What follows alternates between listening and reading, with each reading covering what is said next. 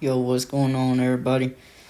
I'm gonna record some results, man. So basically, yesterday was the first day that I was 100% sober in about a month or so. I didn't drink, I didn't smoke, made it through the day, and I made it a little bit more of a challenge for myself. Not only did I go without weed and alcohol for the day, I went without food and water for the day.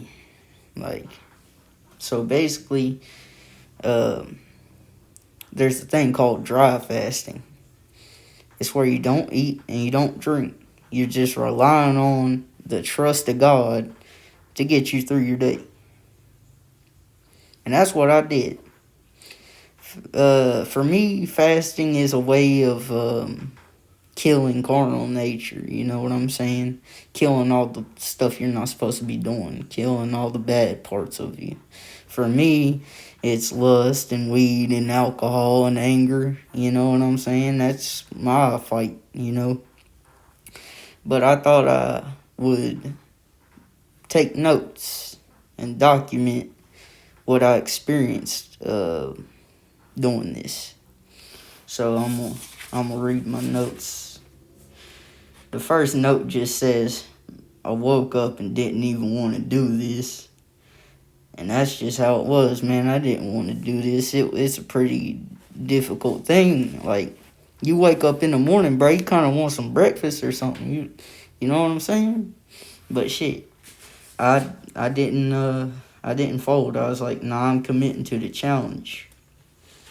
My next note, it says, it seemed easier when you kill time. And then the first half of my day wasn't too bad because even though I was hungry and thirsty, I was hanging out with my church friends and everything. I was distracted in a good way, so I wasn't really worried about the fact that I was hungry and thirsty, you know? Let's see, the next note, it says, I can't read my handwriting. You gotta give me a minute, bro. I was trying to write these real fast. It said, seem like it's just easier when you're distracted, which is true. You don't really think about the fact that you're hungry and thirsty when you're busy, you know what I'm saying? But I didn't really take any notes till about the 8th hour from that point. And I went on a walk at that time. And on the way back from the walk, I started feeling more alert than I had in a few weeks. My bad. I'm recording with damn Snapchat, so it's going to cut out sometimes when it reaches like 3 minutes or whatever. So I got to just deal with that one. But yeah, man, I was on the way back from a walk that I went on, and I started to feel pretty alert. Started to feel pretty good. And then when I got home and started taking these notes, I started feeling hungry just thinking about the fact that I'm not drinking any water or eating any food. You know, it's funny though, doing the dry fast, it kind of helped me because I wasn't really thinking about the fact that I wanted to drink or I wanted to smoke. I was more or less like, man, I'm hungry, bro. I want something to drink. You know what I'm saying? I was worried about the more important thing because weed and alcohol ain't important at all, bro. You know what I'm saying? But let's see. Lost my place on the notes. Oh yeah, here I am. During the 9th hour, I was getting mad pretty easy because I was hungry and thirsty, and then I really started to feel the alcohol and the weed withdrawal. Cause like, I mean, the people I live with, they drink and they smoke. You know what I'm saying? So it's hard for me not to be around it, or hard for me not to take part in it, because it's in where I live, it's in my house type shit, you know what I'm saying? Well, I locked in though, I didn't fold. 45 minutes later, I started hitting the pads and felt another wave of energy, and I ended up lifting some weights after hitting the pads because I had more energy. It's kind of funny. I ain't had no food in me, I ain't had no water in me or nothing, bro. I was just using stored energy, basically. Stored energy. But yeah, I ended up working out like 3 different times just because all the energy I felt like I had. I'm trying to watch the camera because I don't know when it's going to cut out or nothing, but let's see. With 5 hours and 37 minutes left, I was chilling watching TV and I felt peaceful out of nowhere, bro. I just had some sort of like mental clarity out of nowhere. I was chilling for real. And I even started to feel tired when normally sobriety, bro, it make me feel like an insomniac, man. I can't get tired. I can't sit down. I don't want to do nothing simple. I just want to move around and all that, you know what I'm saying? But then I had 4 hours left in the challenge, and I decided to lay down. But I'm sorry if you hear anybody in the background, but what I'm saying is, damn, with 4 hours left in the challenge, I decided to lay down, but I didn't get to go to sleep because they kept opening my door, and I felt disrespected, and I got mad, so I couldn't go to sleep. And then I just chilled and watched TV pretty much for the next like 3 hours. The last note that I have is the hour and 15 minute mark.